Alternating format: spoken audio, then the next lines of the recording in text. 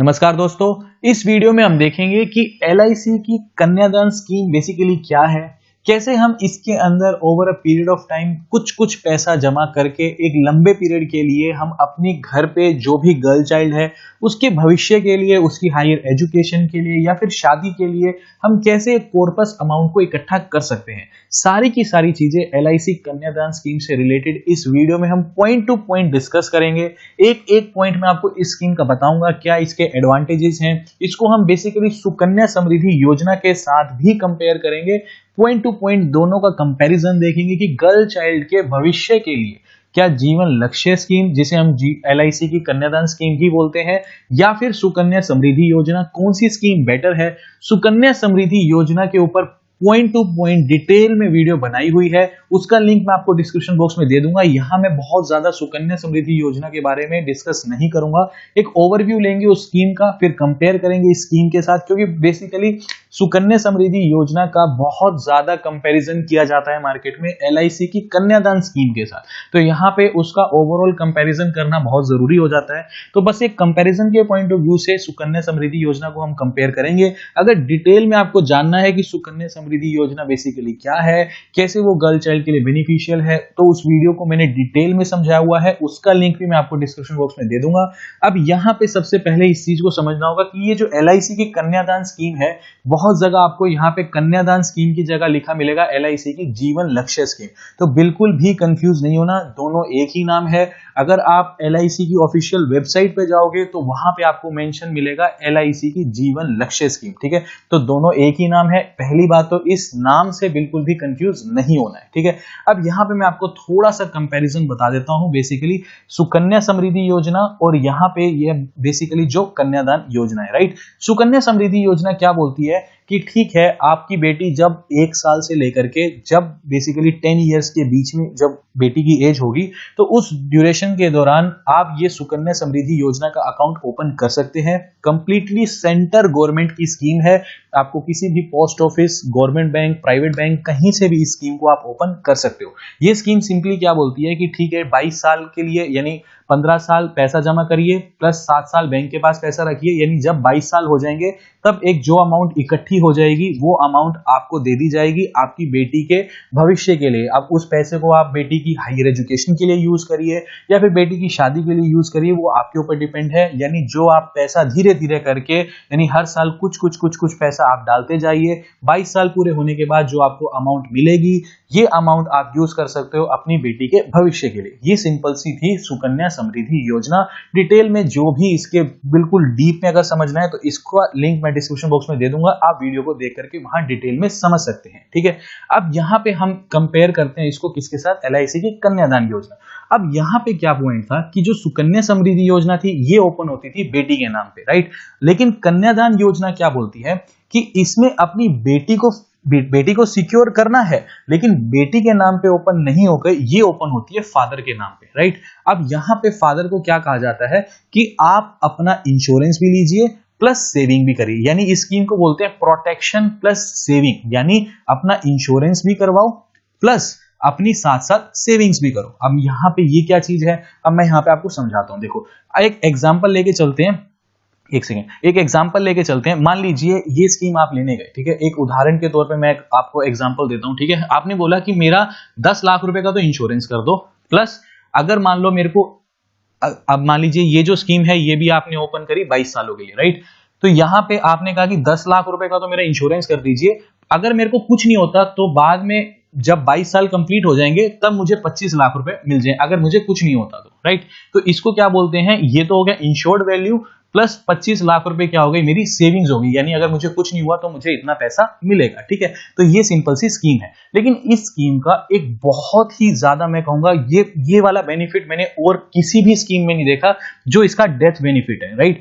इस स्कीम में क्या बोला जाता है, देखो, अब ये स्कीम भी बेसिकली क्यों बेटी के भविष्य के लिए है, क्योंकि अगर इन केस पेरेंट्स को कुछ हो गया, राइट, तो उस केस में जो एक गर्ल चाइल्ड है उसके लिए बहुत प्रॉब्लम्स हो जाती हैं, राइट। तो इसीलिए ये अकाउंट खोला जाता है फादर के नाम पे कि अगर फादर को कुछ हो जाता है तो उस केस में बेटी के भविष्य पे कोई असर ना पड़े, तो ये स्कीम इसीलिए खुलती है फादर के नाम पे। और सुकन्या समृद्धि योजना जो स्कीम थी वो खुलती थी गर्ल चाइल्ड के नाम पे, ठीक है।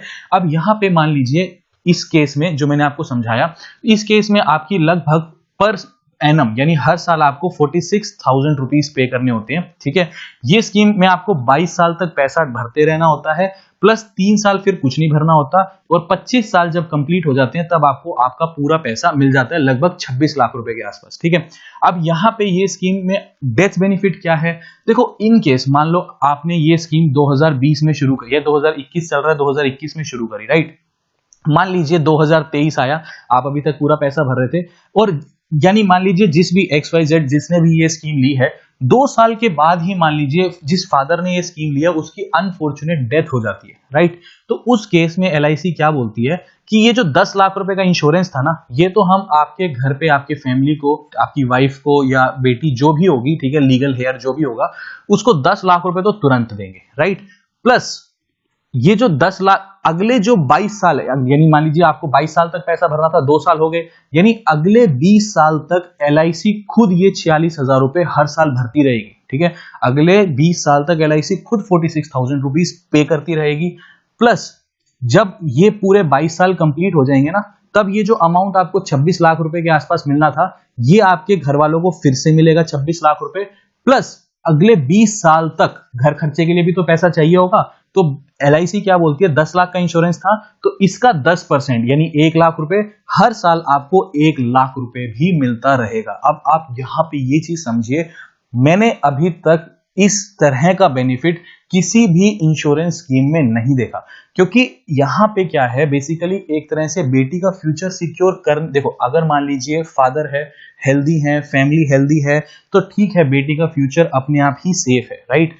अगर इस स्कीम में बेसिकली इसको दूसरे तरीके से समझा गया है, ये स्कीम ये बोलती है अगर फादर को कुछ नहीं होता, ठीक है, फादर की अगर हेल्दी लाइफ रहती है, तब 25 साल कंप्लीट होने के बाद आपको 26 लाख रुपए मिल ही जाएंगे, जब अगर आप हर साल 46,000 रुपीज पे करते रहेंगे तो, राइट। अब ये अलग अलग वैल्यू है, ठीक है, जरूरी नहीं है हमें 25 लाख रुपए का ही एक तरह से बाद में रिटर्न चाहिए, ठीक है, या फिर जरूरी नहीं है कि मुझे 10 लाख का इंश्योरेंस चाहिए, मैं 1 लाख रुपए का भी इंश्योरेंस ले सकता हूं। मैं आगे सब कुछ पॉइंट टू पॉइंट समझाऊंगा, एक उदाहरण के तौर पर हमने इसको एग्जाम्पल को लिया है, राइट। अगर फादर को कुछ नहीं होता तो मुझे एक कॉर्पस अमाउंट, लमसम अमाउंट तो मिल ही जाएगा, ठीक है, फादर को मिल ही जाएगा। लेकिन इन केस देखो, अगर किसी के पेरेंट्स को, अगर एक गर्ल चाइल्ड है, राइट, और उसके किसी पेरेंट को कुछ हो जाता है, तो उस केस में बहुत ज्यादा एक रिस्क रहता है बच्चों की लाइफ का, यानी बच्चों के फ्यूचर का, ठीक है। तो ये उस तरीके से स्कीम को लिया गया है कि डेथ बेनिफिट इसके अंदर बहुत एक ज्यादा एडवांटेज के तौर पे दिया गया है। आप यहां से समझिए कि हर एक चीज अगले 20 साल तक LIC आपके लिए भरेगा, प्लस 10% बेसिक सम इंश्योर्ड का भी आपको प्रोवाइड करेगा। तो यहाँ पे स्कीम का सबसे बड़ा एक एडवांटेज ये है, राइट। अब यहाँ पे और स्कीम के डीप में पॉइंट समझ लेते हैं, क्या क्या स्कीम प्रोवाइड करती है। मिनिमम स्कीम बोलती है कि 1 लाख रुपए का तो आपको इंश्योरेंस लेना ही लेना है, राइट। मैक्सिमम कोई लिमिट नहीं है, जितनी आपकी सैलरी है, आपकी इनकम है, उसके अगेंस्ट में जितना आप मैक्सिमम ले पाएंगे, जितने आप एलिजिबल होंगे, उतने का आप जो है बेसिक सम इंश्योर्ड ले सकते हैं, ठीक है। उसके बाद ये जो पॉलिसी टर्म है ना, ये होती है 13 साल से लेकर के 25 साल तक, ठीक है। अब सुकन्या समृद्धि योजना में क्या होता था, 15 साल आपको पैसा भरना होता था, 7 साल फिर पैसा सरकार के पास रहता था, आपको कुछ नहीं भरना होता था, 22 साल कंप्लीट होने के बाद आपको पैसा, एक लमसम जो भी इकट्ठा होता था वो आपको सरकार दे देती थी। लेकिन इस केस में क्या है, ये जो स्कीम है कन्यादान स्कीम, ये बोलती है कि पॉलिसी का टाइम रहेगा 13 साल से लेकर 25 साल तक।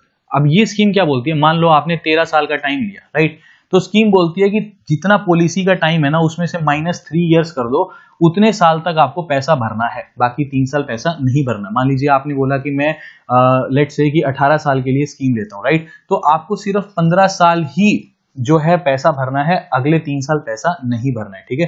तो प्रीमियम कितना टाइम भरना है, पॉलिसी के जितना टाइम है -3, ठीक है। उसके बाद मिनिमम एज ऑफ एंट्री क्या है, 18 साल है, मैक्सिमम एज ऑफ एंट्री क्या है, 50 इयर्स है, और मैक्सिमम मैच्योरिटी एज क्या है, यानी जब आपकी 65 इयर्स हो जाएगी तब तक ये पॉलिसी का सारा हिसाब किताब खत्म हो जाना चाहिए, राइट। अब मान लीजिए मैंने आपको यहाँ पे पूरा उदाहरण के तौर पे समझाया था कि मान लीजिए कोई एक नॉर्मल केस है, ठीक है, आपने ये कहा कि मुझे मैच्योरिटी पे पूरा 25 लाख मिल जाए, और मैं बेसिक सम इंश्योर्ड यानी इंश्योरेंस करवाता हूं 10 लाख रुपए का, और टाइम पीरियड मैंने रखा 25 साल, ठीक है। तो इस केस में मुझे 22 साल ही प्रीमियम भरना है, 3 साल कुछ नहीं भरना है, ठीक है। पर एनम मेरे को यहाँ पे EMI बनेगी 46,000, पूरे एक साल में मुझे 46,000 रुपए पे करने हैं LIC को, ठीक है। कितने टाइम के लिए, 22 सालों के लिए।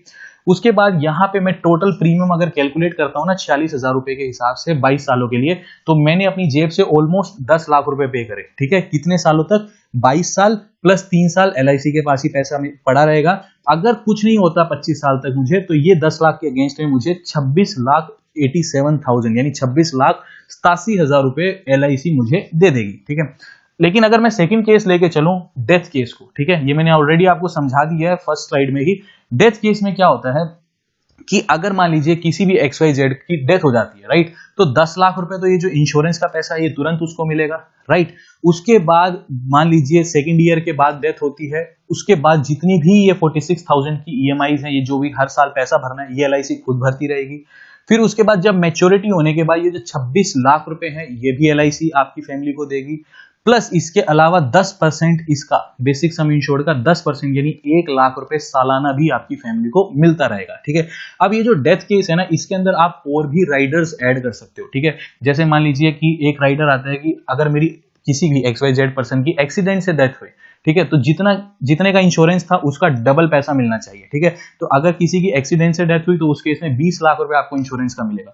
नॉर्मल डेथ होती है तो 10 लाख रुपए इंश्योरेंस का मिलेगा, राइट। तो ये चीजें राइडर्स ऐड कर सकते हो आप। राइडर्स अगर आप ऐड करते हो तो उस केस में आपका प्रीमियम बढ़ जाता है। ठीक है, तो आप अपने अकॉर्डिंगली देख लेना कौन सा राइडर्स आपको ऐड करना है। ठीक है, अब यहाँ पे जो प्रीमियम है ना, ये आप ईयरली भी भर सकते हो कि साल में एक बार भर दूं, हाफ ईयरली भी भर सकते हो 6 महीने में एक बार भर दूं, या फिर 3 महीने में एक बार भर दूं, या फिर हर महीने भरता रहूं। ठीक है, ये जो 46,000 रुपीज आपको प्रीमियम भरना था, इसको आप 4 तरीकों से भर सकते हो। ठीक है, अब एक चीज और आती है कि ग्रेस पीरियड। ठीक है, मान लीजिए आप मान लीजिए साल में एक बार प्रीमियम भरते हैं। ठीक है, मान लीजिए आपका प्रीमियम कटता है 1 जनवरी को हर साल। ठीक है, अब यहाँ पे कंपनी जो LIC है वो ग्रेस पीरियड प्रोवाइड करती है। मान लीजिए 1 जनवरी को आपको प्रीमियम भरना था और आप किसी भी वजह से प्रीमियम नहीं भर पाए, ठीक है, तो 30 दिन का टाइम देती है कंपनी। ठीक है, LIC जो है 30 दिन का टाइम देती है। यानी अगर आप मान लीजिए आपने 1 जनवरी को भरना था लेकिन आपने जाकर के 28 जनवरी को भरा, तो कोई प्रॉब्लम नहीं है, ये स्कीम चलती रहेगी। ठीक है, स्कीम वॉइड नहीं होगी। ठीक है, ये स्कीम चलती रहेगी। ठीक है, लेकिन अगर यहाँ पे डेट आ गई 5 फरवरी, तो ये जो स्कीम आपने ली थी ये वहीं पे ही कैंसिल हो जाएगी, स्कीम खत्म हो जाएगी। ठीक है, अगर मान लीजिए आप भरते हो ये जो 30 डेज का ग्रेस पीरियड है, ये किसके लिए है? ईयरली, हाफ ईयरली और क्वार्टर स्कीम के लिए। ठीक है, अगर आप मंथली प्रीमियम भरते हो तो उस केस में आपको ग्रेस पीरियड मिलता है सिर्फ 15 दिनों का। ठीक है, एक और चीज आती है कि सुसाइड का केस। ठीक है, अगर मान लीजिए किसी भी ABC व्यक्ति ने ये स्कीम को लिया, मान लीजिए 1 जनवरी 2021 को ये स्कीम ली, ठीक है, और विद इन 1 ईयर, 1 साल के अंदर अंदर ही वो सुसाइड कमिट कर लेता है। ठीक है, तो कंपनी क्या बोलती है कि ये स्कीम जान के ली गई है क्योंकि उसके मन में ही पहले से ये तय था कि उसको सुसाइड करना है। ठीक है, तो अगर 1 साल के अंदर अंदर कोई व्यक्ति सुसाइड करता है तो कंपनी कुछ भी नहीं देती है। ठीक है, 1 साल के बाद अगर कोई व्यक्ति सुसाइड करता है तो उस केस में जो नॉर्मल डेथ केस है वही गिना जाता है, लेकिन 1 साल के अंदर अंदर अगर कोई व्यक्ति सुसाइड करता है तो ये माना जाता है कि ये स्कीम जान के ली गई है, उसके मन में इंटेंशन पहले से ही थी सुसाइड की। ठीक है, तो अगर मान लीजिए कोई व्यक्ति 1 साल के अंदर अंदर सुसाइड करता है तो उस केस में जितना उसने सिर्फ अपनी जेब से प्रीमियम भरा होता है अब तक, सिर्फ उसका 80% पे करती है, उसके अलावा कुछ। जैसे मान लीजिए 1 साल के अंदर आपने 40,000 रुपए ही भरे, ठीक है, तो 40,000 का 80% कंपनी आपको पे कर देगी। इसके अलावा कुछ भी और जो बेनिफिट्स जो डेथ केस में नॉर्मल जो इस स्कीम के तहत जो LIC है वो देती है, इसके अलावा कुछ भी आपको नहीं देगी। ठीक है, तो ये था एक छोटा सा एनालिसिस LIC कन्यादान योजना के ऊपर। आई होप कि आपके सारे के सारे पॉइंट्स क्लियर हो गए होंगे। तो अभी के लिए this is the end of the video. Thanks for listening and thank you all.